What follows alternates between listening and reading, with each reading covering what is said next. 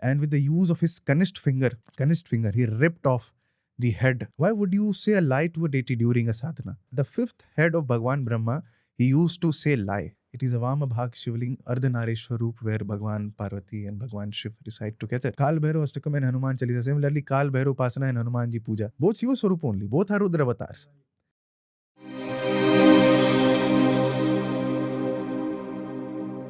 Hello, friends. Welcome to a brand new episode of Beyond Belief podcast.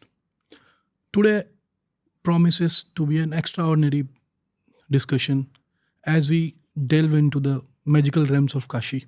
Joining us to spotlight on the enchanting allure of Kashi is none other than Mr. Harsh Pandey. With a profound educational background, including a bachelor's and a master's degree in political science and an honors degree in international relations, Mr. Pandey holds a prominent position of Mahant Pramukh in various temples of Varanasi, Kashi. Some of these temples are Kaal Bhairav Temple, Maa Annapurna Temple, and many others.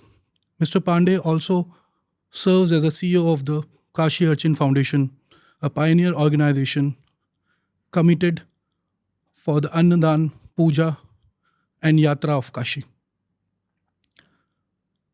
So, without wasting any time, let's welcome our guest, Mr. Harsh Pandey. Thank you, Rameshji, for the Welcome to the show, sir. Thank you for the warm introduction. It's an honor to have you here, sir, and very glad that you accepted our invitation. Thank you for inviting me. So, sir, with you, I just want to start with Kashi. How is our Kashi? Kashi is ever evolving, ever dynamic, and it's something to be experienced. We can go on describing about Kashi in words, but that would still be an understatement. You know, in the earlier times, in the Vedas, it is written that even devatas who were blessed with Sahasra Bahu, that is 1,000 hands, and Sahasra Mukh, that is 1,000 mouth, even they were incapable of describing the Mahima of Kashi. So who are we? We can just try our bit to let everyone know about the divine presence of Bhagwan Shiv and his Mahima in his most favorite land of Kashi. But practically speaking, it is something to be experienced, and that can only happen when you go there with the right spirit, with the right intent. Yeah. And that is when you get the right essence and the feel of Kashi. So, I've heard that it's called as an ancient city of world, right? I mean, the entire world, it's the oldest city of world. So, can you please throw some light on the history of Kashi, like how all these started and all that? Well, not many people know that Kashi was the dear land of Bhagwan Vishnu, Sri Mahavishnu. He used to reside there. In fact, even today, the Kshetra Devata of Kashi is Bindu Madhav, who is a Swarup of Bhagwan Vishnu. So Bhagwan Shiva, after getting married with Maa Parvati, so the harsh climate on Kailash perhaps was not the most suited for Maa Parvati. So they were looking for a place as an alternative to Kailash where they can reside permanently or for a longer duration. So firstly, he said Bhagwan Shiv invited many Devi Devatas to go and look for a certain place where both Bhagwan Shiv and Maa Parvati can reside permanently. So the Devi Devatas went, but mysteriously they didn't come back. So Bhagwan Shiv then called upon Narad Muni. Then Narad Muni ji came. He sent him to go and look after such a place. He went and even he didn't come back. So Bhagwan Shiv started wondering as to what is happening. These people are going and they are not coming back. So he remembered all of them to come and appear in his presence, and they did. So on asking why was there such a delay and why didn't you guys come back, all the Devi Devatas informed Bhagwan Shiv that there is a place known as Kashi, and you were so mesmerized by the charm of the place that we didn't feel like coming back. So this intrigued Bhagwan Shiv as to what kind of a place is this, we should also go and see. So when Bhagwan Shiv went there, he also got in tune with other Devi Devatas and he also didn't feel like coming back.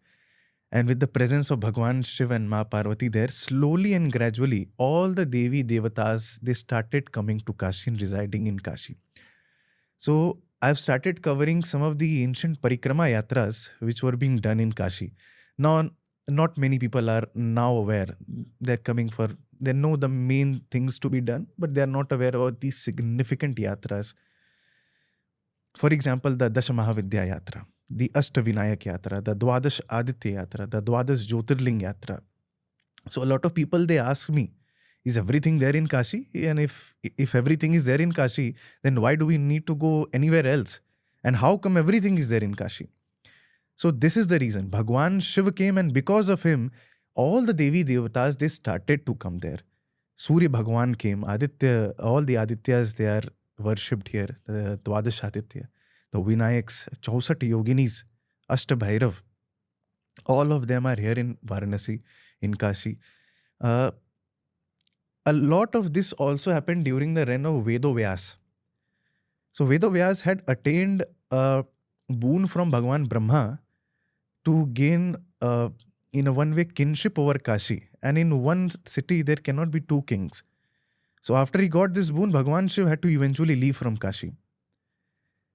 So during that time, he missed Kashi so much that he even cried for Kashi. He never cried when he was away from Ma Parvati. But being away from Kashi, he even cried. He lamented for Kashi. Kashi is so dear to him. So all the Devi and Devatas, seeing this side and this fate of Bhagwan Shiv, all made their attempts as to how they can reinstate or bring back Bhagwan Shiv in his Priya Nagari. They all made their attempts. Bhagwan Surya made his own attempt. The Yoginis made their own attempt. It was eventually Bhagwan Ganesh who could bring back Bhagwan Shiva disguised as an astrologer. There's a big story behind it. Disguised as an astrologer, he went in the court of Vedovyas and he made him realize what a big mistake he has done by keeping Bhagwan Shiv away from his dear land. This is when Vedovyas repented and lamented on his wrongdoing, and Bhagwan Shiva came back. The Dash Ashwamedh Ghat was prepared by Bhagwan Brahma to welcome Bhagwan Shiv once again back into the city. And this is how we have all the Devi Devatas present in Kashi. And this is perhaps the beginning, the primordial phase where Bhagwan Shiv comes into Kashi. The story of him coming for the first time and then re-entering or coming back again. Similarly, as I mentioned, that Kashi was the dear land of Bhagwan Vishnu and he gave it to Bhagwan Shiv because he liked it. Not many people know that Badrinath was the place of Bhagwan Shiv. He gave it to Bhagwan Vishnu because he liked it. So this is something interesting which people should know. Yeah. I have heard another story about Kashi is the time when Brahma and Vishnu had an argument, like who is the supreme universal power. So there that lingam the pillar came in form of a Shiva. So that place was actually Kashi. Is that true? That is very true. So Kashi is known to be the Jyotirling of Utpatti. That is the creation of everything. The place where the Kashi Vishwanath Jyotirling is located or situated.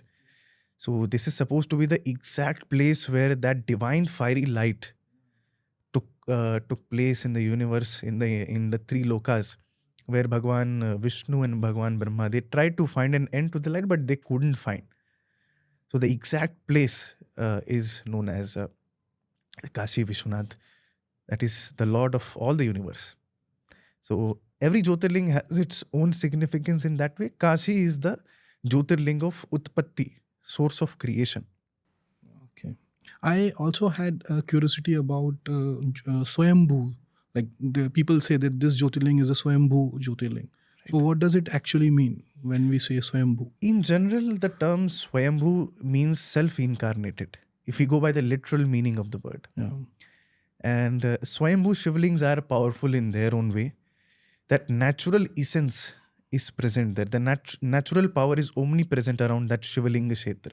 Right. Kashi Vishwanath was supposed to be Swayambhu Shivaling, the Adi Vishweshwar, which is a contentious issue right now in the court of law. The Adi Vishweshwar, for which the Hindu side have appealed in the court of law. Yeah. The Kashi Vishwanath that we worship today, it is pratisthit by Bhagwan Adi Guru Shankaracharya ji. Yeah. It is a Vamabhag Shivling Ardhanareshwar Roop where Bhagwan Parvati and Bhagwan Shiv reside together. Yeah. Swayambhu Shivling has its own presence, power. It is considered to be the best for Shiva Dhyan and Shiva Upasana, Shiva Tapasya, Shiva Sadhana. Okay. Anyone who's willing to gain Shiva Bhakti, they should worship Swayambhu Shivling. Okay. So coming back to Kashi, I mean, I have heard another story about it that Kaal Bhairav, if you visit Kashi and if you don't visit Kaal Bhairav, the journey is not complete, as they say. And I have heard that people call him as Kotwal of Kashi. So please throw some light on it. That is very true.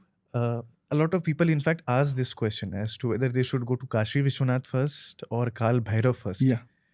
So the thing is that according to Skanda Puran, if you leave your home for coming to Kashi, then if you look at the journey between you leaving your home and coming to Kashi, each step that you take in between, it yields you more punya than an Ashwamedh Yagna performed.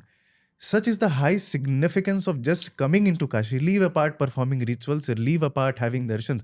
Just if you come to Kashi, such is the high significance of coming itself. But this massive punya of performing Ashwamedh at every step, when you come to Kashi, this punya is credited to you when you get the darshans of Bhagwan Kaal Bhairav. So irrespective of you have it first or later, you should have his darshans mandatorily. Most of the people follow the norm of worshipping him first because he is the guardian or Kotwal also. Yeah. So they worship him first, they take his permission and then they'll go elsewhere. And also at the time of leaving, they'll seek his permission also. Yeah. And then they leave. Suppose, for example, if I have entered your building, so the first person that I confront is your guardian or watchman who's there. Yeah. I see him, then only I can come up. I can register myself there. Again, when I have to go back, he is the person who will see at last. Right. So that could be a good example for people to understand in layman terms. Yeah. That's why he's called as Kshetrapal. Kshetrapal. He's Shiva himself. Yeah. Kashi was so dear to Bhagwan Shiv that even to guard Kashi, he took the form of Kotwal. He took the form of Kaal Bhairav. He's Shiva himself. If you observe closely the Swarup of Kaal Bhairav, he's having Chandrama on his forehead, similar to Kashi Vishwanath or Bhagwan Shiv. Yeah. He's having a Trishul in one hand. Ganga is there flowing in his jatas. Third eye is open. Yeah. He's having additionally one thing, which is Shiva plus one, and that is the dand in his hand. Yeah. To do justice, to do nyaya. That is why he's also called as Nyayadhish. He'll bless you with punya and papa both. In proportion to punya and papa, you will be blessed with both reward and punishment. Right. So that is the significance of the dand that he's carrying. Why Shiva needed to guard Kashi? What was the need to guard Kashi? The significance of this kshetra was so high. It was believed that just when you come to Kashi, when you have a dip in Maa Ganga, all your sins are wiped away and washed away. So all sorts of people, they started coming into Kashi. They did all sorts of wrong activities throughout their life. And they had this belief that when they come to Kashi, they take the dip, all the sins are washed away. So this is a blessing on the city of Kashi. It is still there. So all sorts of these filthy creatures, they started coming here. So that time, this concept of Bhairavi Yatna was created. That just at the moment or stroke of your death, just at the time when you will be about to die, during that phase, you will have to face both pain and pleasure in proportion to your punya and papa. The concept of Bhairavi Yatna.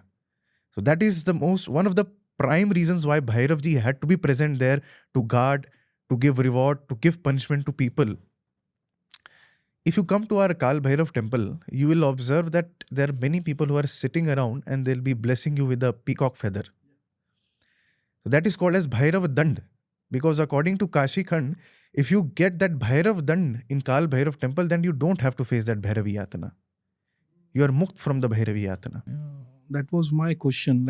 Like as you explained about Bhairavi Yatna. So is it only at the time of death when you see it? Or like suppose if I am visiting Kashi now, and whatever deeds I have done wrong or right, whatever deeds I have done, and if I visit Kaal Bhairav temple, right? So as you said that they have appointed him as a kotwal or as a kshetrapala of Kashi.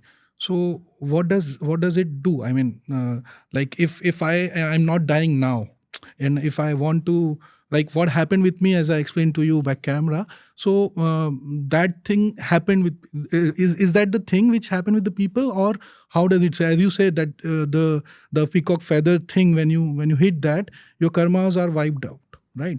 So what does it convey for a layman? If I directly go to there, and I may not be knowing there is a Bhairavi, yatna and all that, but how will I come to know that? Yes, I get some experience out of it? So there are 2-3 things in that question. So the peacock feather comes much later. There's a very prime stuti which is done in our temple to worship Bhagwan Kaal Bhairav. Varanasyam Bhairav Deva Sansara Bhayanashanam Aneka Janma Kritam Papam Darshanena Vinashyati.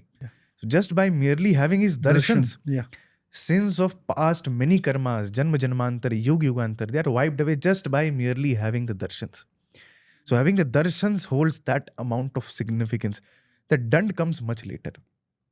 For a person who is residing in this Maya Yug, in this Kali Yug, what significance does Kaal Bhairav ji have for him? Or when he has his darshan, what significance does that have for him or his life going ahead, whether his punya papa are they still in balance or they're wiped away? So see, anyone who takes birth in Sanatan Dharma, we believe according to our Shastras, his life from B to D, that is birth to death, is governed by Bhagwan Brahma. He writes everything from your time. Everything is pre-decided as per him. But if you are born in Kashi, it is Kaal Bhairav ji who decides your fate. Or even if you have his darshan once in Kashi, from that point of time till your death, he'll decide your fate. So that answers your second part of the questions. And then there is a final connotation to the present time. Everybody is striving for material aspect. I'm very happy these days seeing the spiritual quest which the youngsters are having today. Bhakti was there even before. Just if I look at my previous generation, that is the generation of my father, they were devoted in a different way. There was astha in a different way. But today's young generation that I see, they're so much interested and inclined towards knowing about these things in much more depth and detail, doing these sadhanas in much more depth and detail. That is very interesting. So Kaal Bhairav is one devata. He is worshipped in both, in all the three ways of sattvic, rajasic, tamasic guna. It is up to you what you want from him. Although in our temple we do not have any tamasic offerings. In the tamasic offering, there is sanctified alcohol or karan that is only offered, and that too in a certain way during certain times. I'll come to that later. I mean, I just wanted to, when we speak about Kaal Bhairav, as you said that he wipes off your karma and all that. So, if this is the significance of this devata, then why there is so much of misconception, misunderstanding about him? Like, I've heard a lot of people, associate negative things with him. Like if you want to do black magic, you worship Kaal Bhairav. Like as you said that there are three aspects of it. Whatever you want from him, he will be providing it to you. But my point is why people are not aware about the aspects which you talk about. And the aspect, as you said, that he is also called as Nyayadhish, which will do justice to you according to your karmas. Right? So why that aspect is not known to more people? Again, there are 2-3 ways to explain this as well. In general, for anyone, Kaal Bhairav perhaps is one classic example in this case. In general, if you do not have the guidance of a right guru, it is more likely that you'll go in the wrong path. If you're unaware, if you're having little knowledge and you're gaining knowledge from unauthorized sources, you are likely to go. And that is perhaps very much true and relevant in our social media times. There are many people who I see and meet. So they see Bhagwan Shiva and Bhagwan Vishnu also very differently. Vaishnavas will not worship Shiva, Shaivites will not worship Vishnu. So this is a classic example of not having a guru or not having the right guru. I've met personal people, I've had great amount of examples, some few that I cannot even say on camera. They're so much rigorous and they're so much strict in their own vision of their own God. If they're worshipping Laddu Gopal, they'll not keep a Shivalinga at their home. If they're worshipping a Shivalinga, they'll not worship a Laddu Gopal at their home. So this very narrow and pseudo mindset, this is something that is self-destructive. And this is not gaining you any punya. See, having an Ishta Devata is very important, and that one eventually finds out. But you have to respect and admire and appreciate and worship all the Devi and Devatas in their own swarup. If you are not aware, if you're not informed of the methods of worship, still you cannot say anything from your mukha, from your mouth, which goes against our Shastras. And differentiating between Shiva and Vishnu or Shiva and Hari is considered to be equivalent to Gauhatya. So Bhairav ji is one Devata, as I said, he's worshipped in 3 different ways. There's a Tamasic worship also, and he's rare in this way. There are very limited deities or very few deities you will see who are worshipped in all the 3 ways. He's one such. So from earlier times, especially in our northern belt of Kashmir, Bhairav Puja and Upasana in the Sattvic way was very prevalent. Unfortunately, started diminishing as our colonial rule progressed. And today, though I feel that they've past few years, kudos to some gurus and kudos to some people, again that surge of Bhairav sadhana, Upasana and Puja is increasingly coming up again in this country. But still, there was this big dawn phase which we had to go through. And Tantrics have always worshipped Kaal Bhairav for their own gains, own spiritual upliftment. Perhaps this is one of the reasons. And Tantric word in itself is connoted very wrongly by people. Correct. Only those sitting in the samshans. Yeah, they are looking at it as negative. They're negative looking it at in a negative way and are not informed and aware about the different connotations of Tantra Shastra. And they're not even seeing far beyond the actual method of worship has to do with it. So there are a few things with regards to it. And if we see, even in today's time, all these forms of worship are prevalent. But in your question also, if I see that why is it today this form of connotation, negativity is very high amongst people, colonial legacy has to do a lot with it. Not having right gurus is to do a lot with it. Adi Guru Shankaracharya ji, who is Shiva Swarup himself, people worship him as Shiva himself.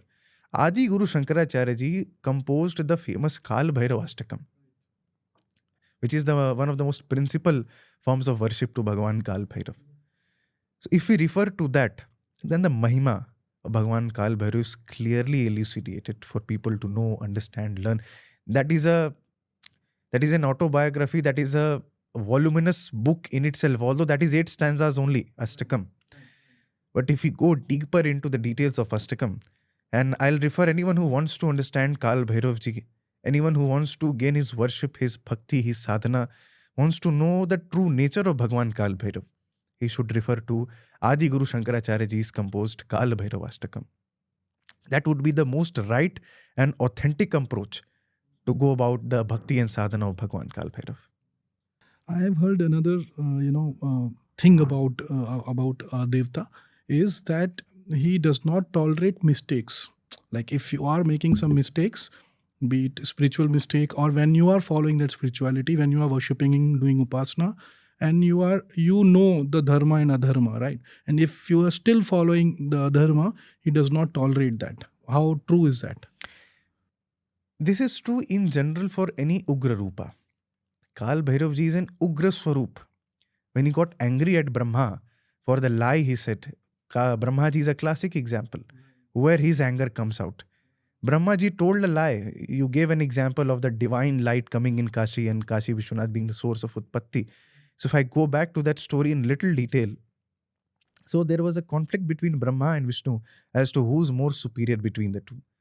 So that time, to resolve this conflict, Bhagavan Shiv took this Jyoti, to this divine pillar of light, and told both of them, anyone who is able to find an end to this light, which is spread across, he'll be considered more superior among the two.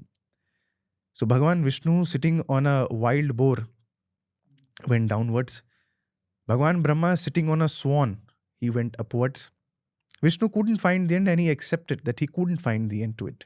But the fifth head of Bhagavan Brahma, he used to say lie. He used to tell the deceit. And he said that I was able to find the end and hence I am more superior. This angered Bhagavan Shiva, and he assumed the fifth Rudra avatar of Bhagavan Kaal Bhairav, and with the use of his Kanishth finger, he ripped off the head, the fifth head of Bhagavan Brahma. It's a classic example of where his anger comes out. We have to refer to this. Why would you say a lie to a deity during a sadhana? Why would you deceit? And being honest is the most fundamental aspect of doing any worship, puja, sadhana, upasana.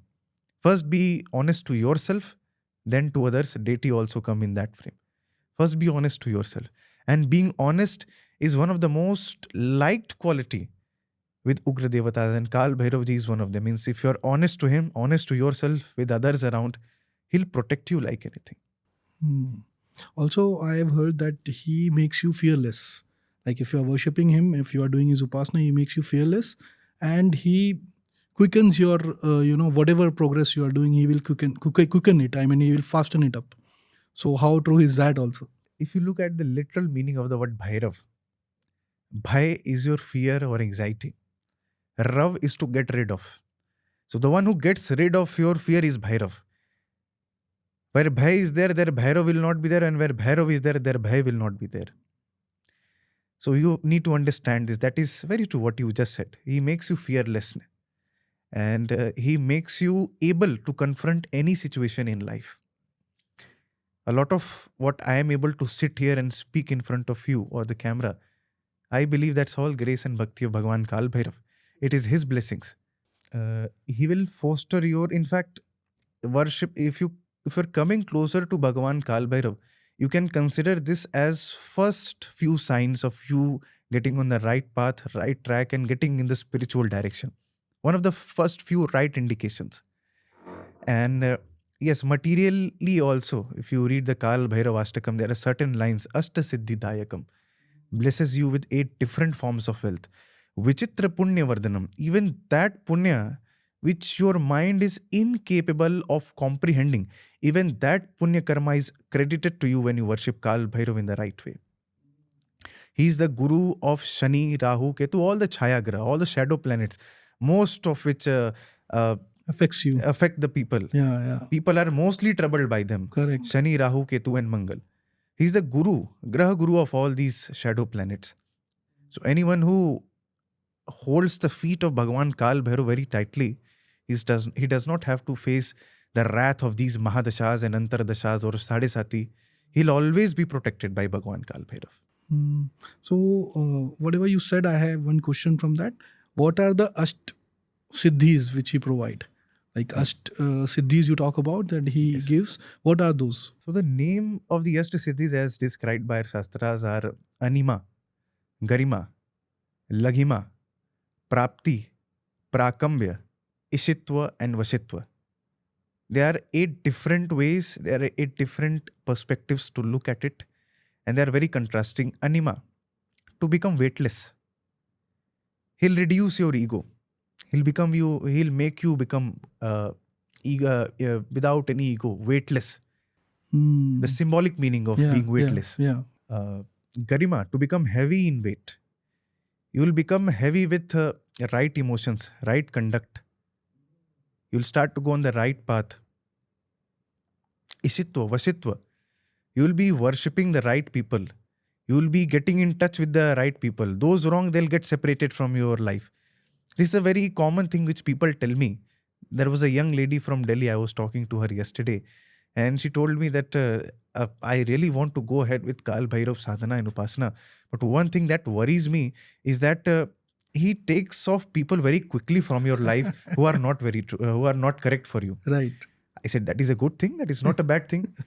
If he was not supposed to be right for you, then today or tomorrow he would have left you. Correct. Or would have left you in a wrong state. If he has gone quickly, then that is a good sign for you. That is not at all bad. But people are they are worried to face and confront that situation. People don't want to face their fears. Kaal Bhairav ji makes you face those worst forms of fear, and that is how he makes you fearless. By making you face those fears. How would you see, if everything is good, then there's not much for you to learn. Only when you make a mistake, you get a lesson for not doing it again or doing it in a different way, so that you don't commit the same mistake. That's his way of teaching you. I've also heard about that he guards all the 8 directions, Asht Bhairav as we call. Right. So what are those and what are their significance to us? See, the Panchakroshi Parikrama Yatra of Kashi, it is in a radius of 5 kilometers. So that was from Puranic time. That was considered to be the Avimukta Kshetra, the Kshetra which is very dear to Bhagwan Shiv, most dear to him. In fact, here I would like to clear also about the geographical aspect of Kashi. Many people are confused between Kashi, Banaras and Varanasi. Yeah, I was coming to that, yeah. So how is this? So Kashi is the dear land. It is the Priya Nagari of Bhagwan Shiv, which we have read in the Puranas, which is the Avimukta Kshetra. Varanasi is again a geographical explanation of the place. From Varuna river to Assi river is Varanasi. And Banaras, this is very late term, again in our colonial period. So this basically represents the mood of the city, the flavor of the city. Everything is ready-made here. So this is the overall explanation as to the differentiating names that we commonly have, so that people don't get confused. So the Panchakroshi Parikrama area of Kashi, which is there, this is considered to be the most sacred. According to our Puranas, there are many Devi and Devatas which are there in this Panchakroshi Parikrama area. There's a popular phrase by the line which goes by Prayag Munde, Gaya Pinde and Kashi Dunde. That is, by doing Mundan Sanskar in Prayagraj, by doing Pindadan in Gaya and Kashi Dunde, by merely going for search, you can find God in Kashi. So this divine Kshetra which is there in this Panchakroshi, Kaal Bhairav ji is there situated in 8 different directions and guarding them in certain way. Each direction has its own merit, each direction has its own prime deity and is guarding them in a certain way even till today. The Asht Bhairav Yatra, recently I covered and I tried to make people aware of this ancient Yatra which is slowly getting dilapidated for people to come and visit and experience these 8 different forms of Bhagwan Kaal Bhairav. Starting with Asitang Bhairav. Then you go to Ruru Bhairav, Krodan Bhairav, Chand Bhairav, Bhishan Bhairav, Unmatta Bhairav. You have Lat Bhairav, and then finally you have Samhar Bhairav. These 8 Bhairavs, they are guarding 8 different directions in certain ways. For example, Lat Bhairav. He's the Nyayadhish of Kashi. He gives the Punya and Papa that I mentioned. When you are born in Kashi, he is responsible for that. So he's guarding this aspect. And then there is Unmat Bhairav. If you ever go to Unmat Bhairav and if you worship his Swarup, he's made his fist in this way. And he is having his legs crossed. And he's making a certain sound or dhwani. Yeah, that is keeping the enemies away from the city. So 8 different Bhairavs, they have their inherent qualities, guarding 8 different directions in a different manner. That is one of the beauties of Kashi, Asht Bhairav. People should come and visit in person to experience this cosmic energy, this powerhouse of energy, Asht Bhairav. So also I have heard about a Puranic story wherein the wealth of Lakshmi and Kuber was used up during the wars between the god and the Asuras. So they went to Swarnakarshan Bhairav. Those who are in the form of Bhairav, which gives you the wealth and the prosperity. So please tell us about that. Yes, Swarnakarshan Bhairav, very rightly said. Swarnakarshan Bhairav is one who blesses you with immense amount of wealth. He's one form of Bhairava. Means if you're looking for Lakshmi, if you're looking for Dhan, Dhanya, high stature in society, Swarna Akarshan Bhairav, you should go and have your obeisance there, you pay your obedience there. But the worship, the form of method of worship of Swarna Akarshan Bhairav is very obscure. It's not very clear. Yes. He's a form of Bhairav only. He's one form of Kaal Bhairav only. Worship for a particular thing. Gaining high respect in society. Does Kashi have a temple of Swarnakarshan Bhairav? I'm in still search of that. It is certainly there. It may be. Actually, the thing in Kashi with many temples is that the names have been changed. Or people in their ignorance have named it differently. That makes the search even more difficult. Many shivlings might have gone underground as well, which are yet to come up. Like as we see in the, recently we have seen that a lot of things are coming up and people are claiming it, and court cases and all that. So still there might be a lot of shivlings which are, or many temples which are underground, especially in Kashi, if we say. It's not a big surprise. The reason is that so Kashi is the heart of Shiva. If you're walking in Kashi, then you are walking on the heart of Shiva. So if a Shivalinga is coming out of a certain random place, then what's a big surprise? Here, Kankar is Shankar. Even the stones and pebble, they shout out Shankar. Such is the high significance. It is so dear to him, heart of Shiva. Mm-hmm. Okay. So another thing which I've heard about during the Mughal era is when they came to demolish the Jyotirling, the temple which was there. So they also went to Kaal Bhairav temple. But something happened there. I just want to know what happened there. I mean, they came back without demolishing it. Yeah, the Aurangzeb and his army, not only Kashi Vishwanath temple, there are many temples they tried attacking. Bindu Madhav temple, which I mentioned in the start, Kshetra Devata, is a classic example. People should go there and see. One of the temples which my family is managing, Omkareshwar Mahadev, significant Jyotirling, one of the 12 Jyotirlings of Kashi. According to Skanda Puran, anyone who goes and has darshan of Omkareshwar in Kashi, it is equivalent to having darshans of all the Shivalingas in the Brahmand, in the entire Brahmand. There's no Shivaling as parallel to the importance of Omkareshwar. That also has been in one or the other way impacted by our colonial history. Kaal Bhairav temple, yes, they came. It is said that my ancestors, what they've told us, and that has been passed to me, when they came to attack our temple, a swarm of bees attacked the army in the number of millions. Yeah, and the army they were rathered away. Yeah. So Kaal Bhairav ji is an Jagrit Devata of Kalyug, like Hanuman ji. You can have both Kaal Bhairav Ashtakam and Hanuman Chalisa go to hand, a powerful, deadly combination. Kaal Bhairav Ashtakam and Hanuman Chalisa. Similarly, Kaal Bhairav Upasana and Hanuman ji Puja. Both Shiva Swarup only. Both are Rudra avatars. Both are Jagrit Devatas of Kalyug. So it's not a big surprise. He guarded his own city, he guarded his own temple. Yeah. I also know that, like as you said, Hanuman ji and Kaal Bhairav are more closer to the people in Kalyug. I mean, that's true. You can easily, please them or easily call them and they can come for your help. That is very true. That's very true. It's going towards a deity, worshipping him. It is also a lot to do with your own prarabdha. What you have done in your previous birth. What deity you choose to worship. Which deity you will make your as an Ishta Devata. You will have certain debt with that deity during your previous birth, which you will realize sooner or later when you go deeper in Upasana. So the prarabdha or the previous birth, punya and karma, that has a lot to do with the deity you choose, the form of deity, the form of Rudra, the form of Vishnu you worship.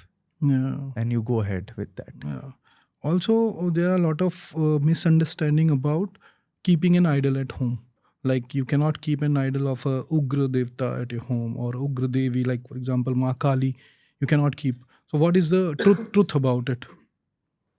So in general, keeping a deity in idol form of bigger than a certain size, ideally it should be thumb size, bigger than this, any deity, not only Ugra Devata, any deity should not be there in your house.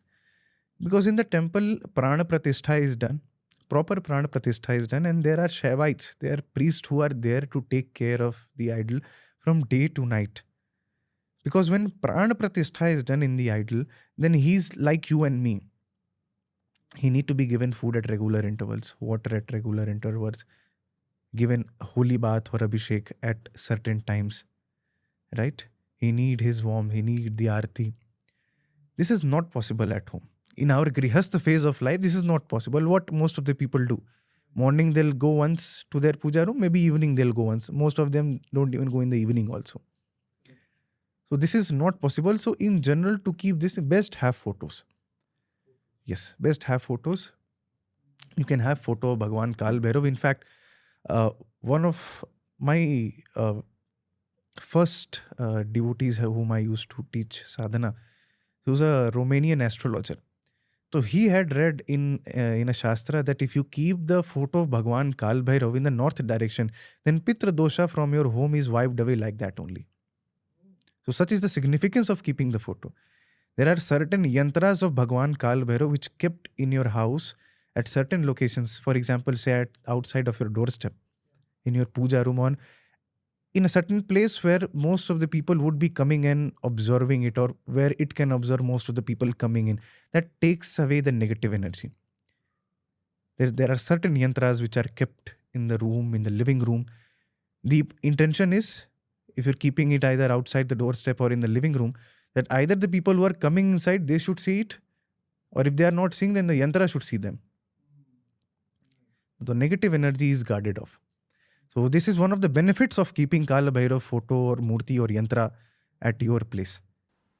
Okay. Yes. Talking about Kaal Bhairav temple in Ujjain, where, as you said, the alcohol is being offered to the god. So what is the truth about it? It is offered in Kashi also. It is offered in Ujjain also. I'm actually, if there's anything that disappoints me the most, it is this aspect. I was listening to a very famous guru. I'll not name it on the show. Yeah. So somebody asked him, why is alcohol offered to Kaal Bhairav? Correct. And he's very renowned. Means known in the entire Bharatvarsh. In fact, outside also there's a craze of this guru that is going on.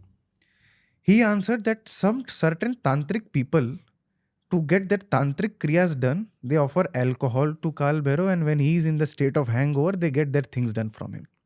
Ridiculous explanation. So when Kaal Bhairav ji attained to Brahm Hatya Dosh, I mentioned in the start when he ripped off the fifth head of Brahma. So Brahma was Brahma, Parabrahm. So when he ripped off the fifth head of Bhagwan Brahma, he attained to Brahm Hatya Dosh. And to get rid of that Brahm Hatya Dosh, he traveled around the world, across the three lokas, to get rid of the Brahm Hatya Dosh. When he reached to Vaikuntha Dham, that is the place of Bhagwan Mahavishnu, there Bhagwan Vishnu could observe and see from far that Sakshat Shiva Swarup has come to his dham. Trishul in hand, Dand in another hand, Chandrama third eye. So Bhagwan Mahavishnu offered his Dandavat Pranam to Bhagwan Kaal Bhairav. And Mahalakshmi Devi, the eternal consort of Bhagwan Vishnu, she offered Dakshina in the khappar of Bhagwan Kaal Bhairav. So khappar is a silver vessel or a favorite pot of Bhagwan Kaal Bhairav which he carries in his own hand. If you see the idol of Kaal Bhairav, even if you come to our Kashi temple, you'll see there's a silver khappar. And any offering dear to him, it is made in that khappar. When made in that khappar, it is sanctified automatically. That is the right way of offering alcohol also. You should always offer in the khappar, in that deer pot. So anyone who does the khappar seva, he receives not only the blessings of Bhagwan Kaal Bhairav, but also Mahalakshmi Devi. It is considered to be one of the highest sevas in Naivedyam to Bhagwan Kaal Bhairav. In the earlier times, in the medieval period especially, alcohol was offered to Bhagwan Kaal Bhairav because many people believe that offering alcohol to Kaal Bhairav, it will help them get their bad habits or drinking habit. They'll get rid of that. It's like they are offering a bad, thing so that the god can take it away. Yes, from them. In the Kali Yuga, alcohol represents the negativity. Correct. So in our times, we are offering alcohol to surrender our negativities to Bhagwan Kaal Bhairav. That is the right way to look at it, right approach to look at it. And it should always be offered in the khappar, in that silver pot, in that silver vessel. Ideally, it should be in silver. It can be uh, in a bamboo or a coconut shell also. Khappar can be made of that substance also. That khappar which was there in the hand of Kaal Bhairav, is it a khappar of, I mean, skull of Brahmaji which he cut? And I heard a story which was stuck in his hand, and it came off when he visited When he came Kashi. into Kashi, Yeah. that skull automatically fell off. In fact, going to Vaikunt was one of the reasons he wanted to know. Hmm. He felt that going to Vaikunt will get his sins, will get Washed, his yeah. Brahmatya dosh off. But that didn't happen. Bhagwan Vishnu instructed him to go to Kashi. And when he landed in Kashi, as soon as he came to Kashi, that skull fell off immediately. The exact place where that skull fell off is known as Kapala Mochan Tirth. It is still there. That pond is still there, just near to Lord Bhairav temple. So is it the reason, like the skull which fell off from his hand in Kashi, and so like he attained mukti from his Yes. Brahmatya, right? So is it the reason why people go there? Like this may be the starting of it. Like Yes. Yeah. He resided there thereafter permanently to take off worst forms of doshas from devotees' life, to give welfare to all the devotees, to ensure that nyaya is done to the right person. No wrong is done to a right person who is maintaining right conduct, right spiritual life. That was one of the reasons he resided there permanently. There's another reason which a local folk, especially in Kashi, they'll tell you. When Bhagwan Shiva was going back to Kailash, he handed over all the administrative responsibilities of the city to Kaal Bhairav ji himself. So in Kali Yuga, he is Vishwanath, he is Kaal Bhairav, he is everything. Because Kashi Vishwanath ji has surrendered or given all his responsibilities to him to guard of this holy city. Right. That's also one way of looking at it. And even in today's time, any designated officer who's taking in charge Yeah, I has have to heard this. first visit the temple. Yeah. In fact, if you go to any local police station in Varanasi, you will see that on the seat of the superintendent, it is the picture and photo of Bhagwan Kaal Bhairav which is kept, and the superintendent is sitting next to that. Right. Because it is believed that even in today's time, even in Kali Yug's time, it is Kaal Bhairav ji who's guarding the city, and modern day officers are working as his agents. Although the temple is in itself one of the most important shrines, so Yeah. any personality visiting is not but to give a larger audience an example. Even our Prime Minister, who is a member of parliament from the city of Varanasi, whenever he comes to Kashi, so he'll first go and pay his worship to Kaal Bhairav. When he was to file his nomination, both the terms, I'm sure in the third term also you will see, before filing his nomination, he'll go and visit Kaal Bhairav, seek his blessings, and then he'll go and file the nomination at the election office. Yeah. I have heard a similar thing about Mahakal also. Like in Ujjain, it is said that if you are a some kind of a power, you cannot stay in that city. You will come and worship and visit the temple, and you will go back. You cannot stay in Ujjain overnight. Yes, That's I what have I've also heard. heard this local folk. Yeah. Yeah, it is very popular there. Yeah. So they said that if you stay overnight, then suppose if you are in power, if you are in a in a government, your government will be topple off on the other day, on the next day. I mean, there are instances which have happened in the history. I don't know how true is that. I just shared that because I have heard a similar thing about Mahakal as well. So coming back to Kashi, the another thing I wanted to ask is Manikarnika Ghat. So why is that ghat so very famous, and why everybody wants to go there in their last time? Why is that so? So Manikarnika, not many people know. Not only it is a Mahashamshan, but it is also a Mahashakti Peeth. It is a place where the money or the earring of Ma Sati had fallen, and just near to Manikarnika is the much coveted Vishalakshi Shakti Peeth temple present also.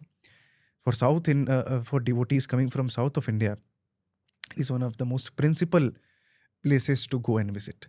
There are 4 Shakti Peethas, I have heard, I think 3 or 4 in this connotation. Madurai Meenakshi, Kanchi Kamakshi, and Kashi Vishalakshi. So series of these 3 Shakti Peethas very dear for South Indian devotees who come to Varanasi. So Manikarnika is a Mahatirth in itself. There is a famous shloka in the Skanda Puran which goes by Navishveshwara Samo Lingam. That is, there's no Shivling as parallel to the importance of Kashi Vishwanath Shivling. Navishveshwara Samo Lingam na Kashi Sadrishi Puri. That among the Saptapuris, Kashi Puri is the most powerful and auspicious because all the Saptapuris are Mokshadaini and Kashi is Maha Mokshadaini. Na Vishveshwara Samo Lingam na Kashi Sadrishi Puri na Manikarnika Samo Tirtham. There is no Tirth as parallel to the importance of Manikarnika. Nasti Brahmanda Golke on the entire universe. In the Skanda Puran, it is written that if you recite one Gayatri Jap sitting on the Manikarnika, it is equivalent to reciting 10,000 or 10 Sahasra Gayatri Jap. If you do one Yagna Ahuti sitting at Manikarnika, you are blessed with being Ajanma Agnihotra. It is so important. Manikarnika is a larger form of Bhagwan Bhairav himself. For those practicing in that certain way, they can feel that power. And that is why whenever you go to Manikarnika, you'll never feel the fear. There'll be a certain sense of relief. There'll be a certain sense of relaxation which you'll feel. But you'll never, although it is a Mahashamshan, burning heart, not even a single there is not even a single second when the chitas are not being burnt on that ghat. But still, you will not face that fear. It is the presence of Bhairav Baba. Because I said, where Bhairav is there, their fear will not be there. So even at the Mahashamshan, his presence is so strong that way. Any Puranic story related to this ghat? Why this is so important? As you said that it's a bigger form of Bhairav only. So does Bhairav did his tapasya there or did his That is upasana Bhairav there? himself. The Mahashamshan, when Shiva sits in Shamshan, he is Bhairav.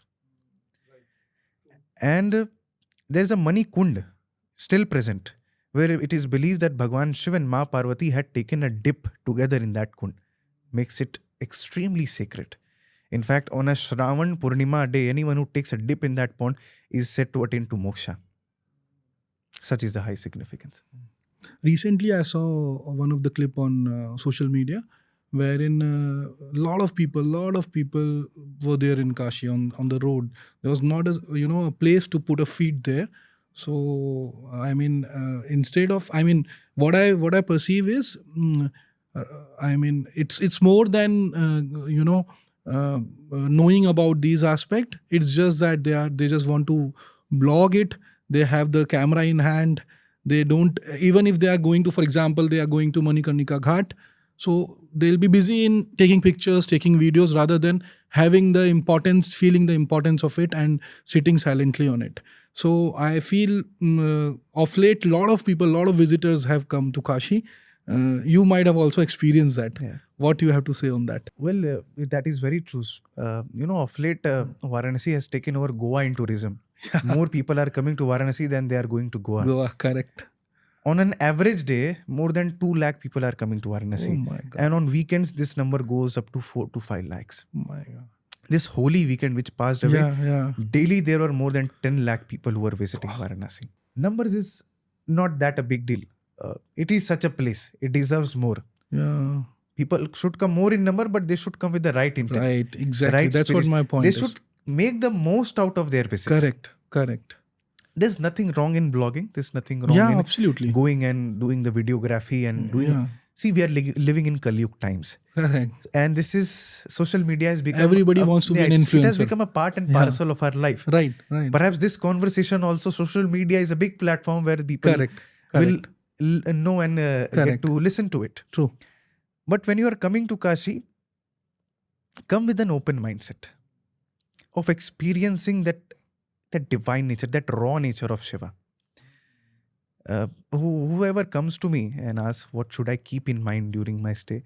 I say, don't make any Shivadro.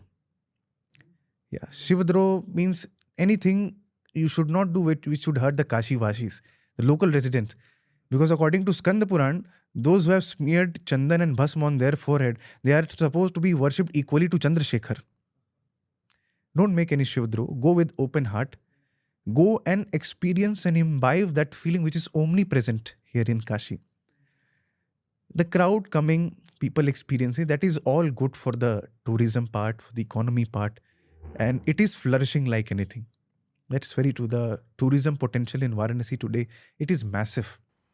Many companies. I think the Kashi Vishwanath corridor has a reason for it. Yeah. And because of that, also a lot of people are attracted Without a towards doubt. it. Yeah. Without a doubt. Yeah.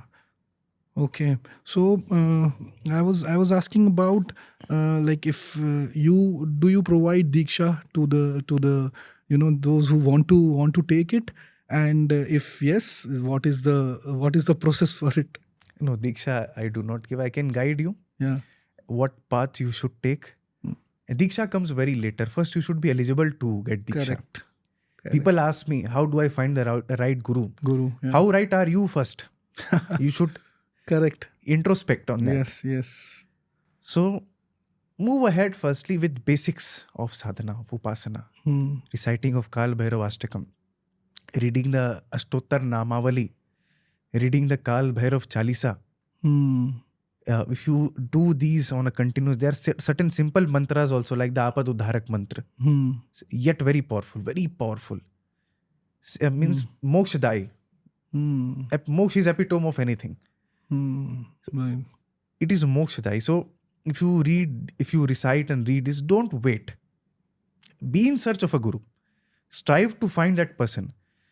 But don't sit without doing anything, or just sit for that one person, one moment to come, and then you'll start to do anything. Right? You can start with this. Adi Guru Shankaracharya ji wrote down the Kaal Bhairav Ashtakam, Shiva himself. Astottar Namavali written in our Shastras. Bhairav Chalisa. So these are given to us by Puranas and Shastras, the most authentic Gurus. Worshipped in the form of Guru. Our books, our Shastras, our Puranas. Right. If you're not able to find Guru, if you're not able to find one with Diksha, all these things, that you're looking for your spiritual progress in life, don't sit idle. Start with this. They are potent enough, powerful enough to take you all the way, to make you realize the epitome of ecstasy. They are that potent. Yeah. So is it necessary, or is it required to have a physical guru? Or one can have like for example, if I have a Ishta Devta, I can make him my guru. I mean, I take him as my guru and he will guide me. Is it okay to do that, or is it necessary to have a physical guru? Two aspects to that question. Whether it is necessary, actually whether you will get a guru or not, that also has to do a lot with your prarabdha. If you've done some good karma, you are entitled to get a good guru. Somewhere or the other you will find him in life, or perhaps you have found him, you're not able to recognize him. Right? Our Mata Pita are the first form of guru. Worshipping them, not respecting them, worshipping them is the highest form of guru seva you can do. And with regards to the other aspect, that was whether I can take my Ishta Devta as my Ishta guru. Devata as guru, certainly. Actually, it is also to do with your own personal connection which you will make with the deity going ahead. I see Mahadev as my father, Maa Parvati as my mother. That's my vision, my aspect of looking at it. You can look at him as his guru, as your elder brother, as your guardian. That's your own individual connection which you make with him. And you should go with the flow, what you feel inside, and that is the best guidance you can get.